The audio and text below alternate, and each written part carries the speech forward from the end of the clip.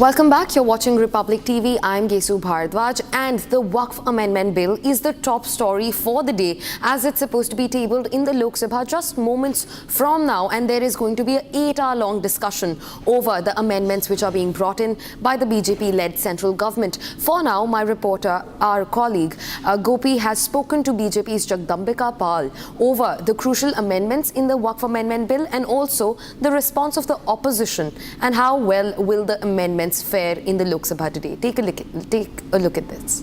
Discussion होने वाला है 8 घंटा। एक्सपेक्टेशंस क्या है, किस तरह के क्लॉज पे डिस्कशन होने वाला है? देखिए, अब राहुल गांधी का ये कहना कि असंवैधानिक है या अखिलेश यादव का, आखिर राहुल गांधी से मैं पूछना चाहता हूं कि जब कांग्रेस यूपीए की सरकार थी और वो सरकार पार्लियामेंट से कोई संवैधानिक बिल पास करती थी तो उस अपने संवैधानिक बिल को जो फाड़ दिया करते थे वो दूसरे को कह रहे हैं कि असंवैधानिक है। बिल को पढ़ने का टाइम है उनके पास, सदन में बैठने का टाइम है, तो जब बिल पढ़ा नहीं। आज कांग्रेस यूपीए की सरकार में जब अमेंडमेंट हुआ था तो उस समय मनमोहन सिंह ने कहा था देश की परिसंपत्तियों पे पहला अधिकार अल्पसंख्यकों का है, मुसलमानों का है। उससे article 14, article 19, article 21, article 300A का उल्लंघन हुआ था। आज उसको रेक्टिफाई कर रहे हैं और मकसद इस सरकार का है कि वक़्फ़ की प्रॉपर्टी का इस्तेमाल बेजा केवल मुतवल्ली या केयर टेकर्स या वक़्फ़ के लोग न करें, बल्कि उसका फ़ायदा उसकी इनकम का गरीब को, पसमानदा को, ख़वातीन को, अनाथ बच्चों को, आर्फन को मिले। तो आज का दिन तो ऐतिहासिक है। ये बिल नहीं है देश के गरीब मुसलमानों के लिए, जो अभी तक नहीं था वो उसका फ़ायदा मिलेगा। कुछ क्लॉजेज हैं जिन पे मुसलमानों ने आवाज़ उठाई है, जैसे कि वक्फ बाय यूज़र क्लॉज है।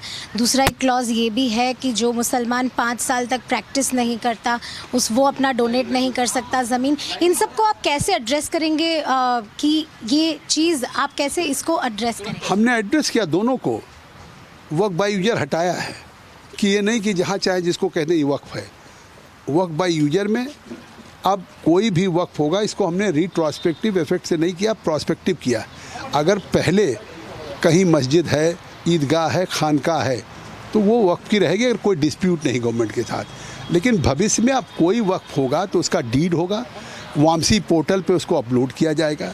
तो अब हमने उसको एड्रेस किया। ये देश को गुमराह कर रहे हैं, झूठ बोल रहे हैं कि मस्जिदें ले ली जाएंगी, खानकाह ले ली जाएंगी और हमारी इमामबाड़ा ले लिया जाएगा। तो ये केवल गुमराह कर रहे हैं। एक आखिरी सवाल, लोकसभा में आंकड़े हैं, बोल रहे हैं राज्यसभा में थोड़ी दिक्कत हो सकती है, इस पे आप क्या कहें? न लोकसभा में न राज्यसभा में जिस तरीके से अहंकार है कांग्रेस को, राहुल को, वो कह रहे थे कि हमने 24 के चुनाव के बाद मोदी जी की साइकोलॉजी तोड़ दिया। उनके इस अहंकार को देश की जनता ने हरियाणा में, महाराष्ट्र में आपने जिस तरीके से देखा कि चुनाव में तोड़ा है, तो इससे साफ है कि आज ये भी तीसरी सरकार का जो तीसरा टर्म है मोदी जी का, ये बिल ऐतिहासिक होगा गरीबों के हक में।